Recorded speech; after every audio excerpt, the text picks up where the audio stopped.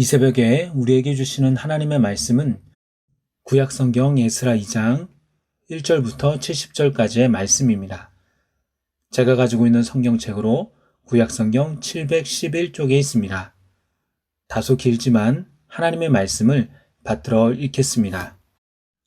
옛적에 바벨론 왕 느부갓네살에게 사로잡혀 바벨론으로 갔던 자들의 자손들 중에서 노임을 받고 예루살렘과 유다도로 돌아와 각기 각자의 성읍으로 돌아간 자, 곧 스룹바벨과 예수아와 느헤미야와 스라야와 르엘야와와 모르드게와 발산과 미스발과 비그웨와 르훔과 바하나 등과 함께 나온 이스라엘 백성의 명수가 이러하니 바로스 자손이 2172명이요 스바데아 자손이 372명이요 아라 자손이 775명이요 반 모압 자손 곧 예수아와 모압 자손이 2812명이요 엘람 자손이 1254명이요 삿두 자손이 945명이요 삭게 자손이 760명이요 바니 자손이 642명이요 부베 자손이 623명이요 아스갓 자손이 1222명이요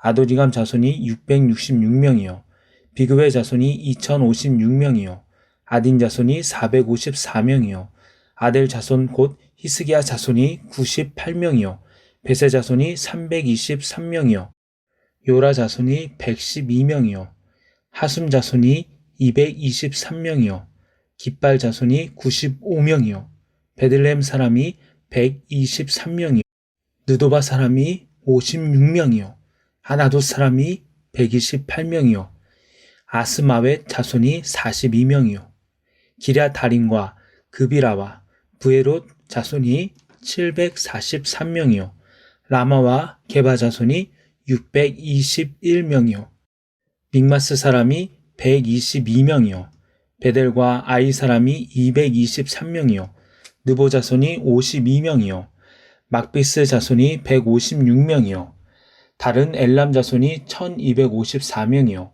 하림 자손이 320명이요 로드와 하딕과 오누 자손이 725명이요 여리고 자손이 345명이요 스나 자손이 3630명이었더라. 제사장들은 예수아의 집 여다야 자손이 973명이요 임멜 자손이 1052명이요 바수 자손이 1247명이요 하림 자손이 1017명이었더라. 레위 사람은 호다위야 자손 곧 예수아와 감미엘 자손이 74명이요 노래하는 자들은 아삽 자손이 128명이요 문지기의 자손들은 살룸과 아델과 달문과 악굽과 하디다와 소베 자손이 모두 139명이었더라.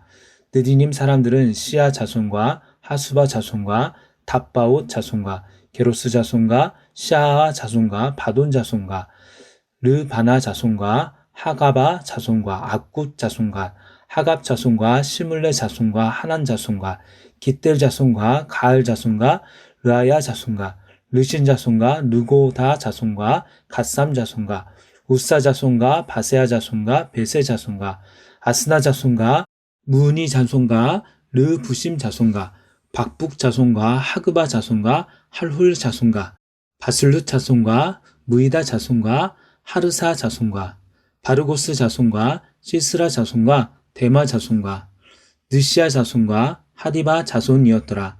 솔로몬의 신하의 자손은 소대 자손과 하소베렛 자손과 부르다 자손과 야알라 자손과 다그곤 자손과 깃델 자손과 스바디아 자손과 하딜 자손과 보게렛 하스바임 자손과 아미 자손이니 모든 느지님 사람과 솔로몬의 신하의 자손이 392명이었더라.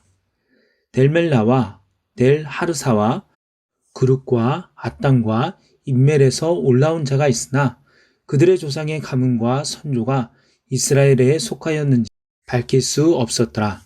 그들은 들라야 자손과 도비야 자손과 느고다 자손이라 모두 652명이요 제사장 중에는 하바야 자손과 하코스 자손과 바르실레 자손이니 바르실레는 길앗 사람 바르실레의 딸 중에 한 사람을 아내로 삼고 바르실레의 이름을 따른 자라.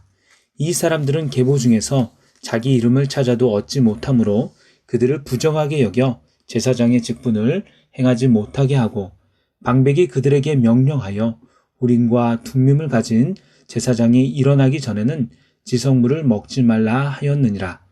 온 회중의 합계가 42,360명이요 그 외에 남종과 여종이 7,337명이요 노래하는 남녀가 200명이요 말이 736이요 노새가 245요 낙타가 435요 나귀가 6,720이었더라.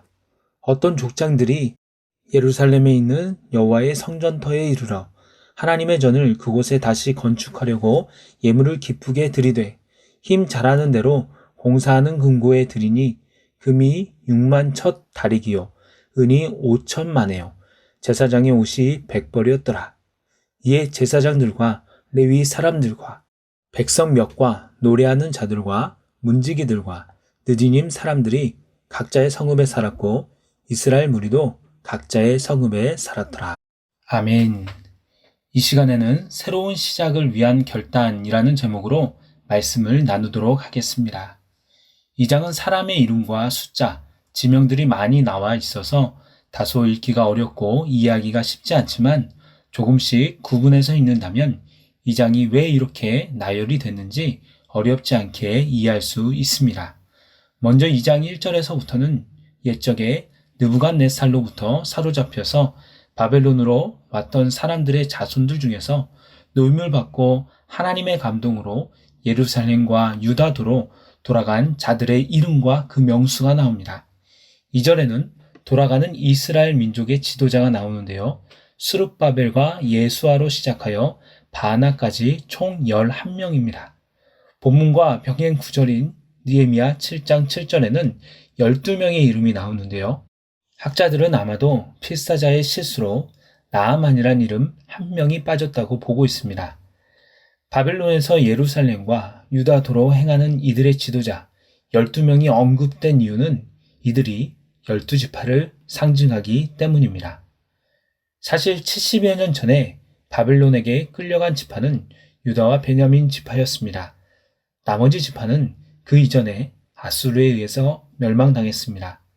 하지만 하나님은 남유다뿐 아니라 북이스라엘에 살았던 10지파까지도 그의 백성이라고 하십니다. 그들을 잊지 않으시며 부르시는 것입니다. 하나님의 회복은 일부분이 아닌 전 이스라엘의 회복이었던 것입니다. 3절부터 20절까지는 누구누구의 자손이 몇 명이 나오는 것을 기록합니다. 바로스 자손부터 시작하는데요. 이들은 포로로 잡혀가기 전 고국에서 살았던 조상의 이름입니다. 조상들의 이름과 그 후손들이 몇 명이 예루살렘과 유다로 내려가고 있다는 사실은 비록 70여 년의 간극이 있지만 하나님께서 약속하신 땅에서 다시 새롭게 접붙임이 되어 역사를 이어간다는 의미가 있습니다. 21절부터 35절까지는 이스라엘 땅의 지명과 그 출신 사람들의 인원이 나옵니다. 베들레헴에서부터 35절의 스나야까지 그곳 출신의 후손들의 명수가 나온다는 것은 과거 조상들에게 주셨던 땅을 후손들도 소중히 여기며 그 땅으로 가겠다는 것을 말해줍니다. 예레미야 32장에 보면 하나님은 예레미야에게 사촌 중 하나멜이 어려움에 빠져서 밭을 팔거든 그것을 사라고 하십니다.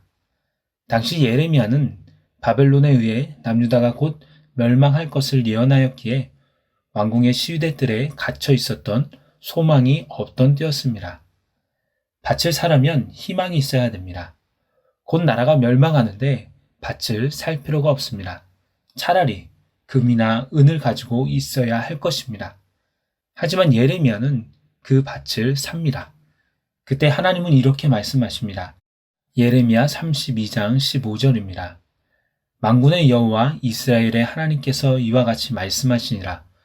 사람이 이 땅에서 집과 밭과 포도원을 다시 사게 되리라.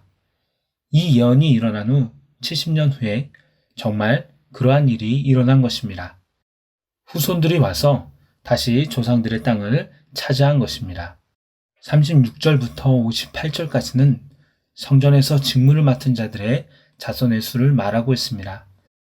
제사장은 여다야 자손과 임멜 자손과 바스울 자손과 하림 자손이 총 4,289명이었고 레위 자손은 호다위야 자손이 74명, 노래하는 아삽 자손이 128명, 문지기 자손은 139명, 느디님 사람들과 솔로몬의 신하 329명을 언급합니다.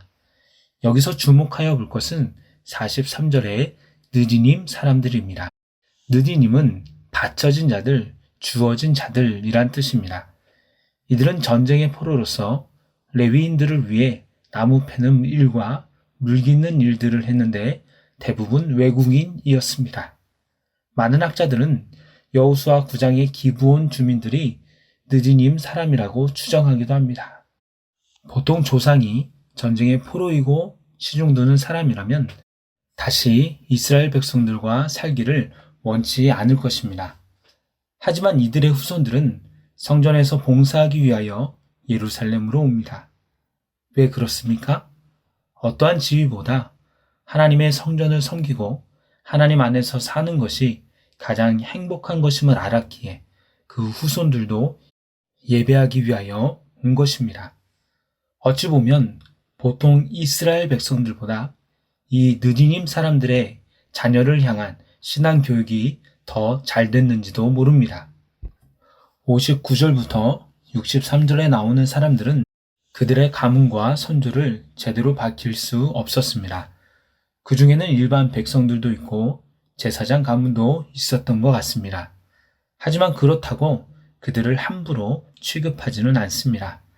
단지 제사장 가문이 확실하지 않은 사람들은 우림과 둠밈을 가지는 대제사장이 나올 때까지는 지성물을 먹지 않는 것으로 합니다.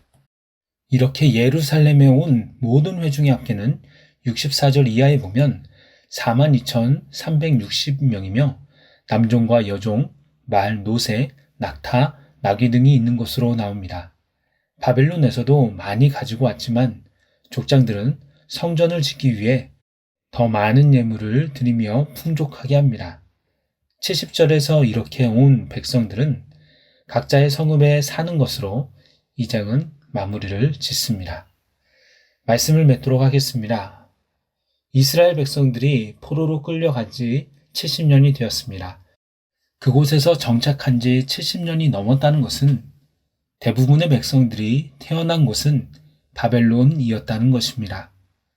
그러나 오늘 예루살렘에 온 이들은 하나님의 성전을 섬기고 예배하며 신앙을 위해 고국으로 돌아옵니다. 누가 정착금을 많이 주는 것도 아니었습니다. 오히려 성전을 짓기 위해 희생을 해야 합니다. 하지만 이들은 신앙을 위해 결단합니다. 우리 또한 더 나은 것을 위해, 더 나은 하나님의 말씀을 위해 포기할 줄 알고 결단할 줄 아는 저와 여러분이 되기를 소망합니다. 기도하겠습니다. 하나님, 그동안에 살았던 삶의 터전을 포기해야지만이 새로운 시작을 할 수 있었던 이스라엘 백성이었지만 하나님을 향한 신실한 사랑과 소명으로 인해 그 길을 떠났던 이들처럼 저희들도 더 나은 본향을 위해, 더 나은 가치를 위해, 정말 하나님의 온전하신 뜻을 위해 주님의 길로 담대히 나아갈 수 있는 저희들이 다 될 수 있도록 인도하여 주시옵소서. 예수님의 이름으로 기도드리옵나이다. 아멘. 생명의 말씀으로 나를 채워